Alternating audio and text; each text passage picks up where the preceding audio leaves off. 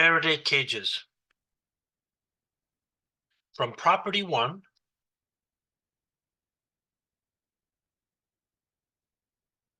from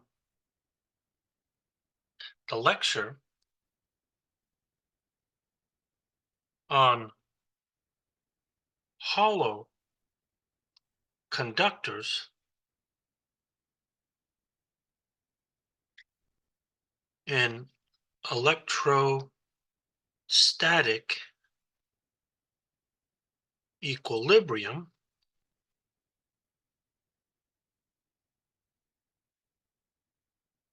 we found that the external field was canceled out by the induced field inside the conductor.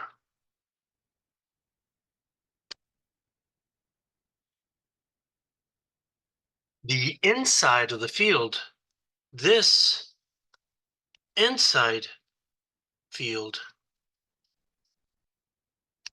is exactly 0. So if I redraw what we did last time, I had an infinite plane that was charged.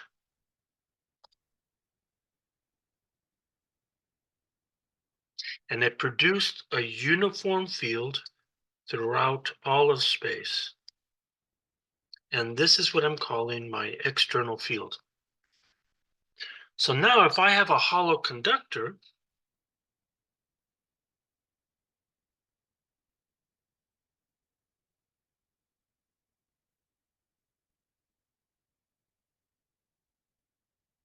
what I'm going to see is that we induce charges, just like we talked about in the previous lecture. So on this side, I'm going to induce a negative charge. On this other side, I'm going to induce a positive charge. So what I'm seeing here is that I have a combination of two fields, saying that I have a net field. One of these fields is due to the external field, and the other one is due to the induced field. But these build up until the charge is equal and opposite. But more importantly, they build up in such a way is that so that the induced field matches the external field. So charges will continue to flow until that happens. So a hollow conductor, regardless of its shape, is called a Faraday cage.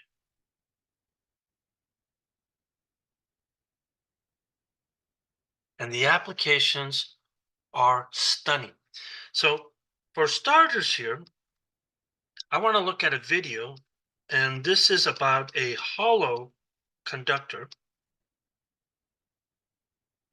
And there's a couple of things that you really want to pay attention to. So let me go and do a share. And this is what it looks like right here. So I'm not going to play the whole thing, but this is linked again in the page. So here we go.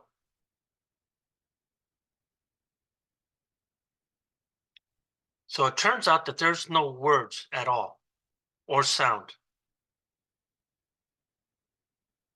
So this will generate electric charge.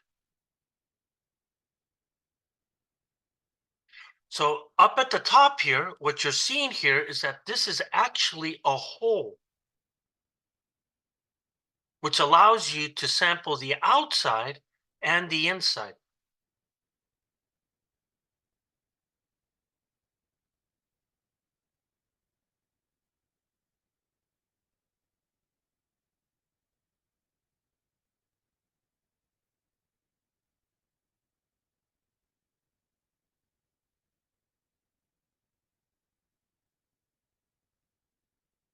Now he's going to check to see if there's charge on this thing.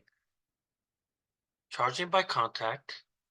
And you could see that it deflects the leaf here.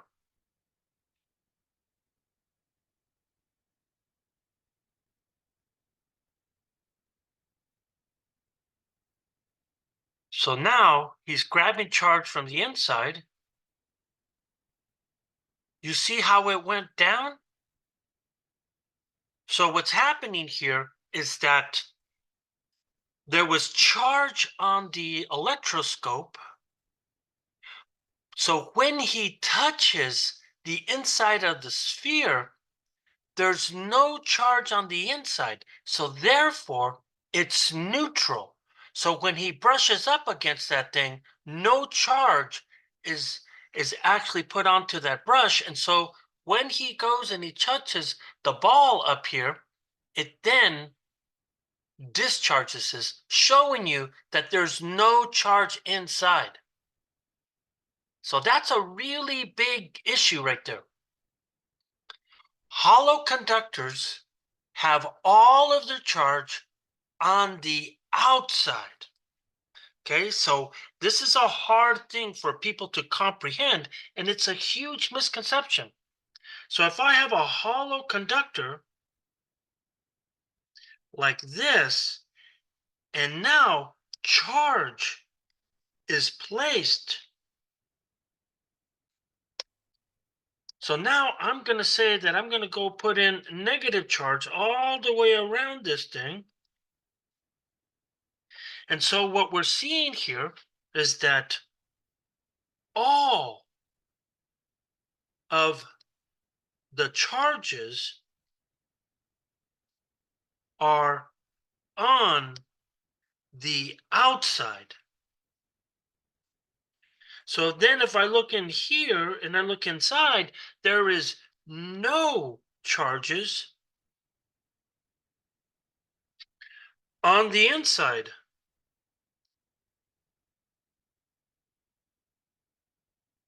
That's going to be an important point later here. So now let's move on.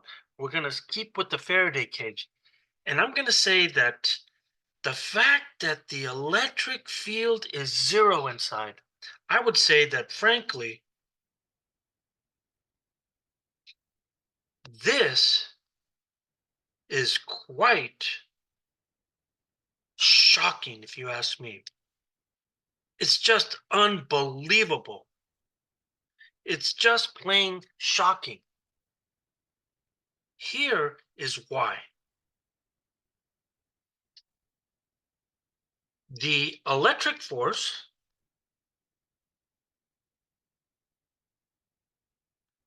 on an object depends on the E field.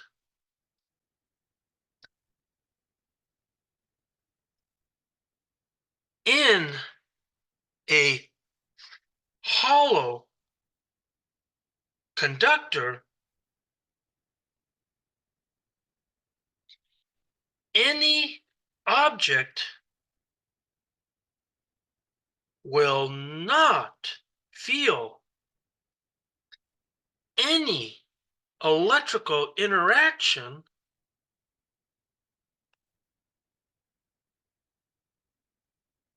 because E is equal to zero. And again,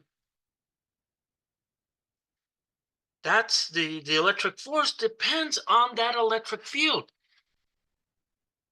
So even if you touch the inside walls of a hollow conductor,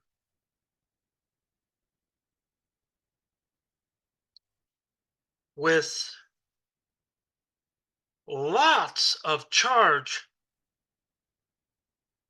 outside, you will not feel any electric forces inside. No electrical forces inside. Now, there's lots of ways to actually do this. And so what I want to do here is that I want to look at the cell phone example. So this is something that you can do right at home. So the way a cell phone works is that a cell phone uses electromagnetic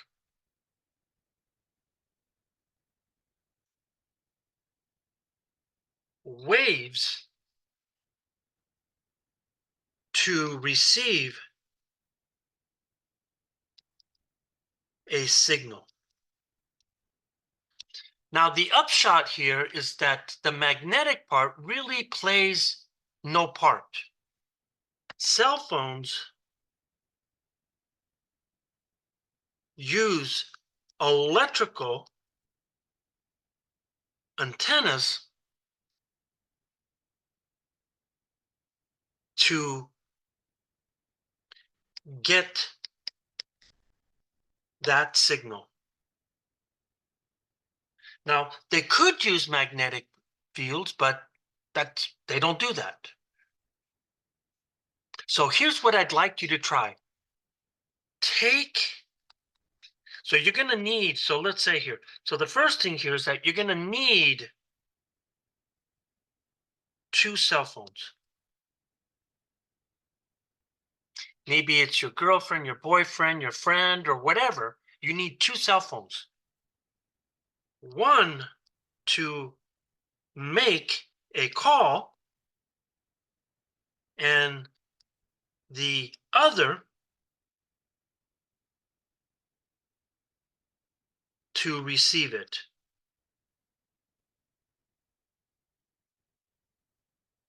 Now, what I want you to do here is that now I want you to wrap one of the cell phones in aluminum foil. Wrapping it in an aluminum foil, that creates a Faraday cage.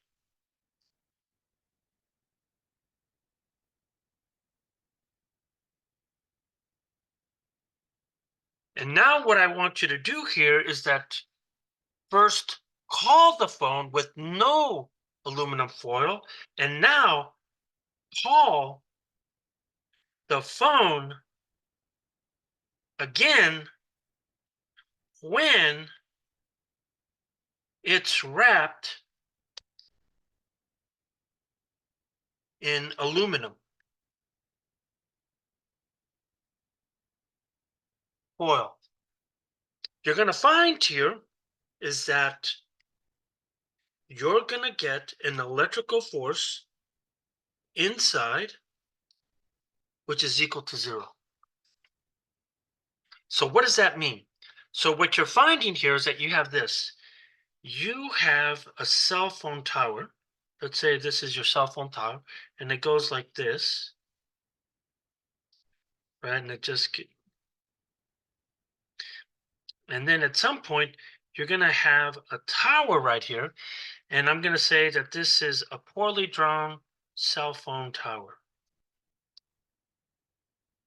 And what it's doing here is actually sending out an external field, and this external field is the electric field of the microwaves.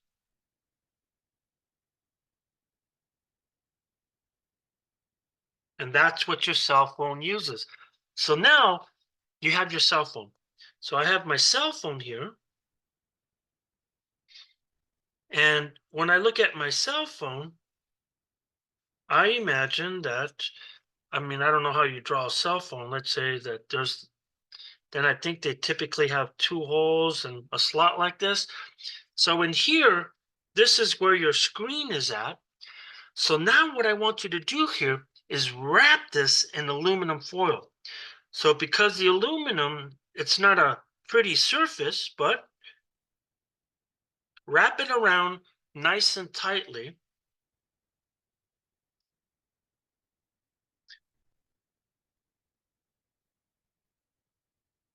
And so when this happens here, what actually happens? You start the induction process. That means you build negative charges over here, you build positive charges over here, and they keep building until the electric field inside is zero. So what this is telling me here is that because E is equal to zero, there is no electrical signal, which means then that the cell phone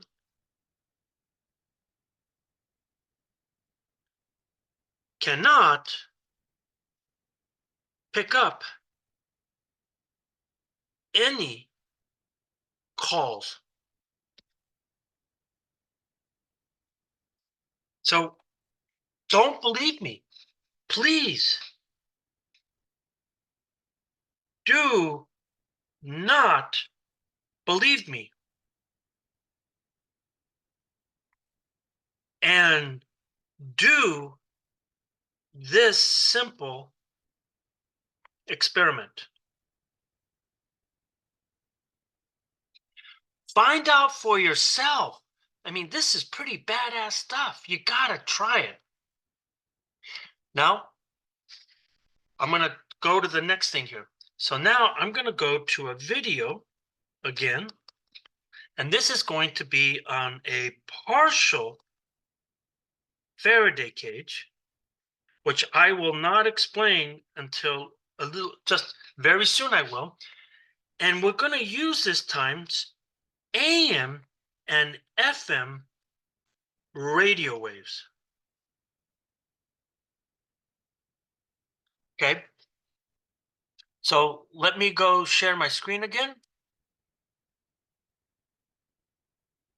So here we go.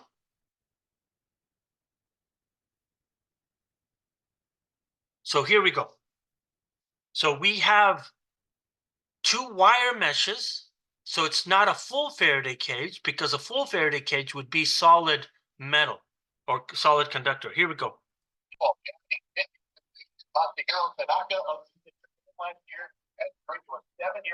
By the way, this is an AM signal.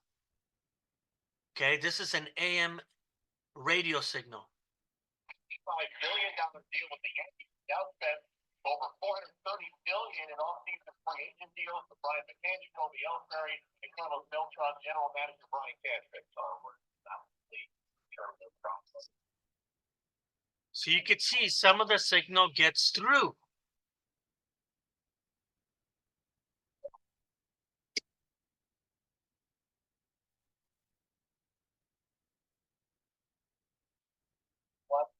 This is an FM radio station now.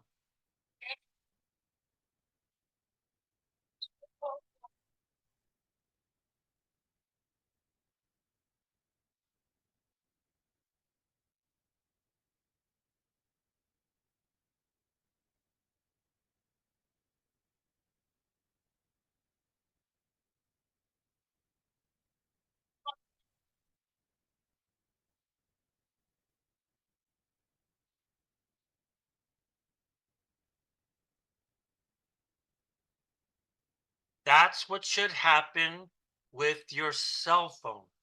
So this is a good enough Faraday cage to stop the whole signal. Again, you can do this on your own too. So what we're seeing here is that you're seeing that you don't have to have a full Faraday cage in order to get this kind of shielding that occurs here.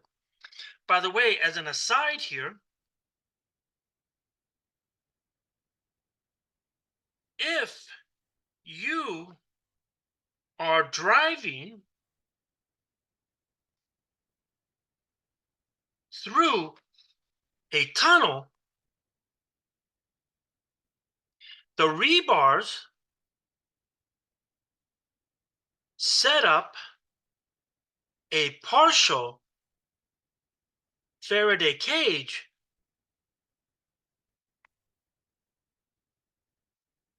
that reduce the signal. And that's what you saw in that video right there. So now let's go to the next thing here. Let's talk about microwave ovens.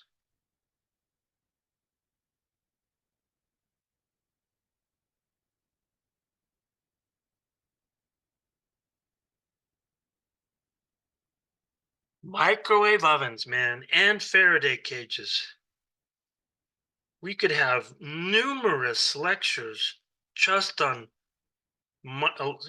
microwaves and their electric fields. They're so damn interesting. So what do we know about microwave ovens? So if you look at a microwave oven,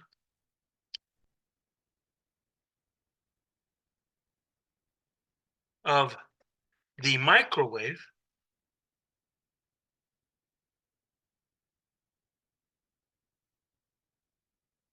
you will see a wire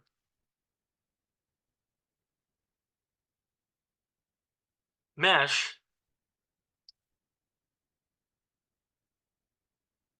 that is a partial Faraday cage.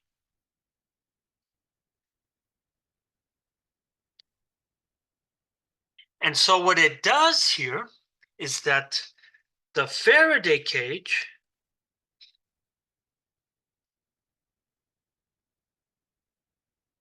blocks microwaves,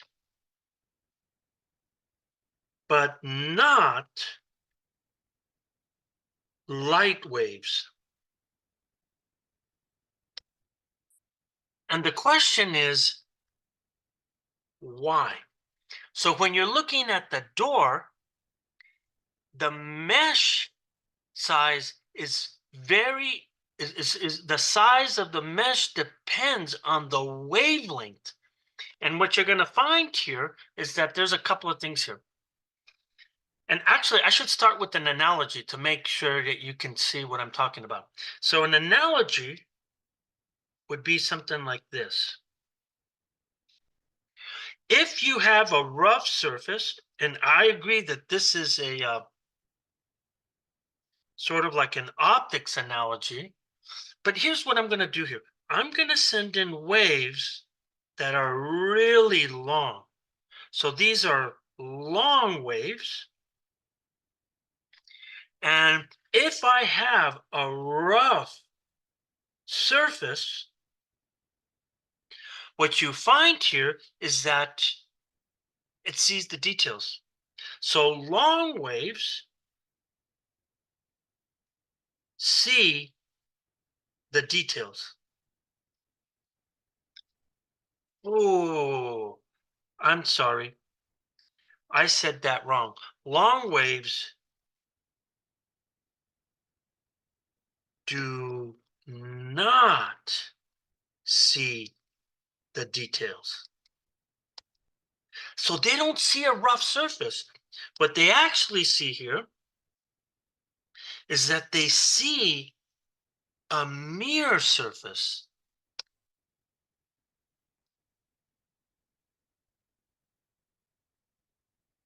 But it depends on the details. So what ends up happening is that now you can then get what's called specular reflection. So what you're seeing here is that microwaves reflect off the grid in the door because it does not see the details. So it doesn't see a rough surface, it sees a mirrored surface. Now, the other thing that we can do here is that we can do the exact same thing. So let's take this rough surface again. But this time, what I want to do here is that I want to send in short waves. So if I send in short waves, it turns out that the wavelength here, in this case, it can see the details.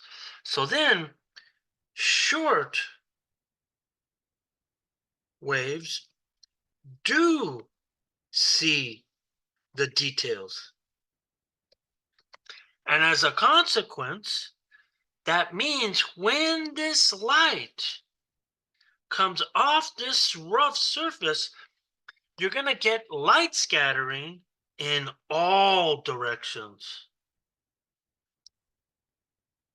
And because you're getting it in all directions, that means some of the light is reflected back into your eyes. So what happens? Visible light scatters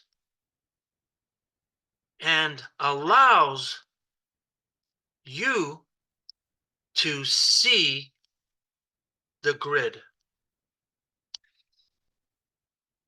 So that's important here. So microwave doors are a Faraday cage. So door, microwave oven doors are a partial Faraday cage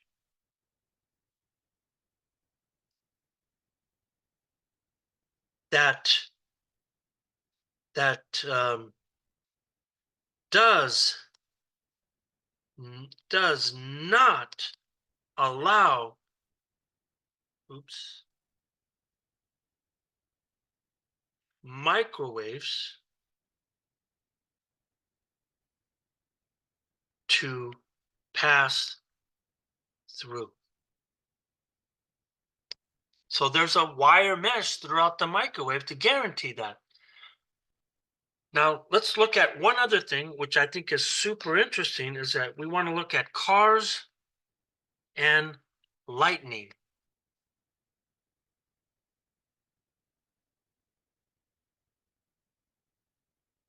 This is always a fun topic.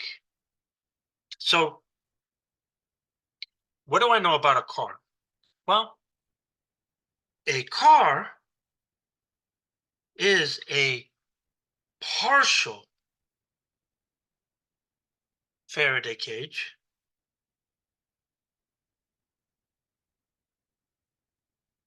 because it is not a solid conductor.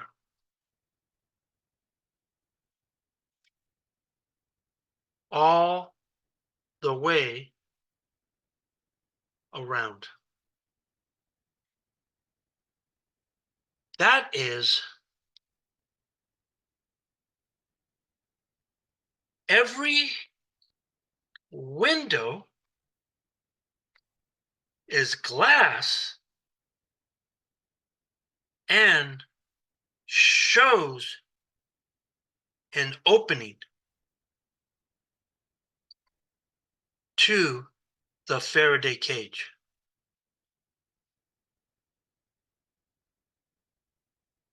But it's a good Faraday cage. So that being said,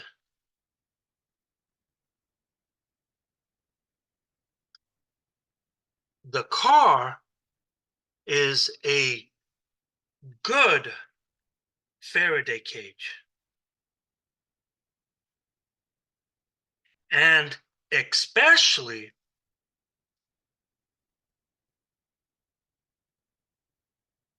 for lightning. Oh, it's really good. And it will stop lightning from affecting you inside. So I have a couple of videos that I want to show you here. So this is about the bolt of lightning striking a car.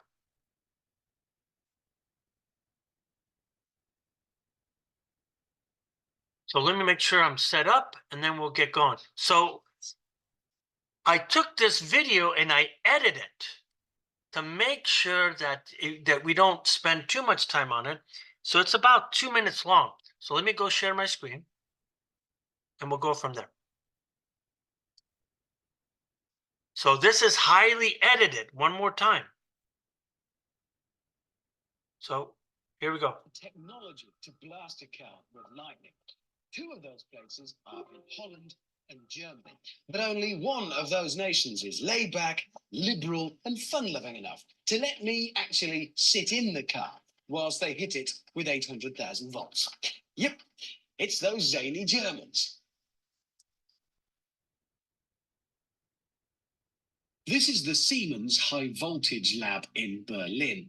Normally, this place builds and tests high voltage equipment for power stations and the national grid. You might be thinking that the tyres are going to protect me by insulating the car from earth because they're rubber. So note that I jumped here.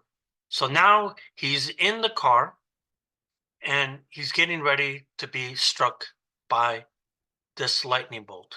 Now, if the electricity can make it from the sky to the car, it can make it from the car to the ground. What's going to protect me is this, the body shell itself. Like all cars, the new Golf's body forms a Faraday cage.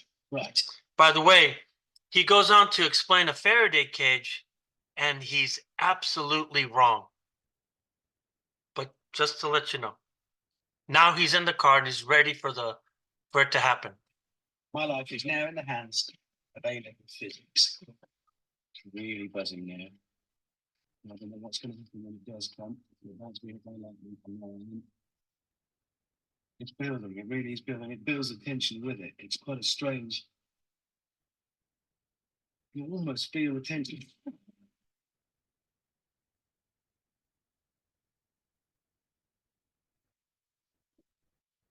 Oh, yeah.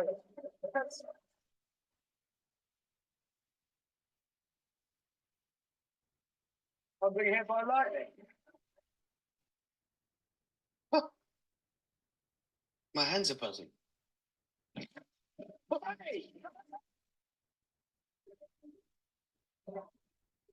Oh, now it's doing stuff in my car. I've got error up on the dashboard. Handbrake light flashing.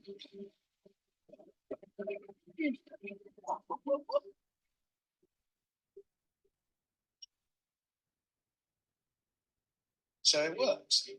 Assuming I'm not now talking to you with wings and a heart, I'm alive. Okay. I want to address a misconception.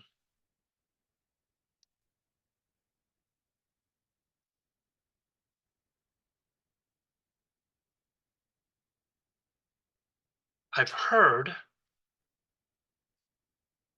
that you should not touch any metal in the car when lightning is striking.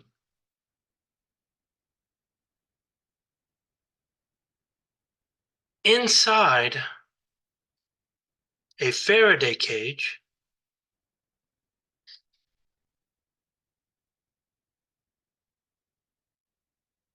all charge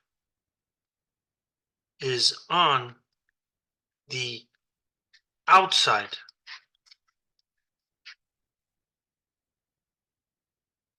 None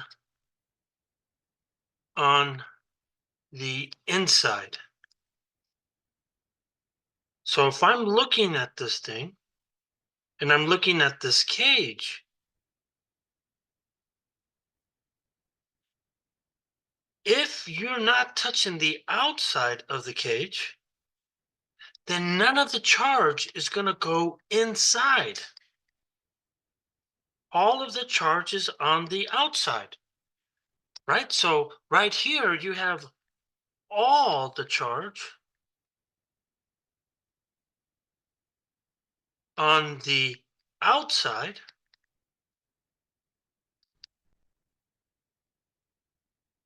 no charge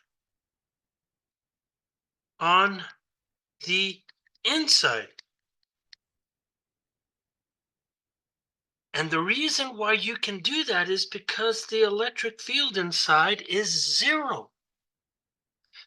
Now, in the old days, when you had highway patrolmen that would use their CB radios, for example, note if lightning struck the antenna of that CB radio, what would happen is that now electrical current runs through the antenna to the receiver of the CB radio, and it would burn you. That's because you now made contact with the outside. And let's look at just a couple more things here before I finish here. Here's another thing. If you look at the car, you can see here is that you're seeing that the lightning is coming right down here. This is not lightning, by the way. It turns out that this was a power line, and this is a well-known case. And the power line was discharging on this car, like the video that we just saw. And this person was in there for a good amount of time. But so when you look at the power line, it's not going through the windows. You're seeing that the field is actually moving charge through the metal part of this thing. And then what happens here, it stays with the metal, and then it kind of wraps around. It goes to the drive shaft, and then right here you can see that it's actually sparking towards the ground.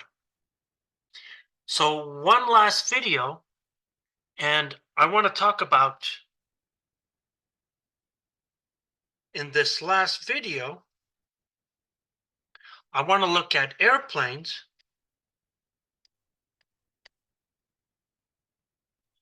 being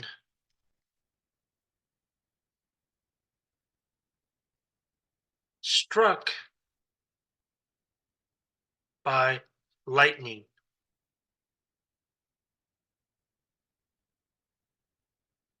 So let's go check out this video here.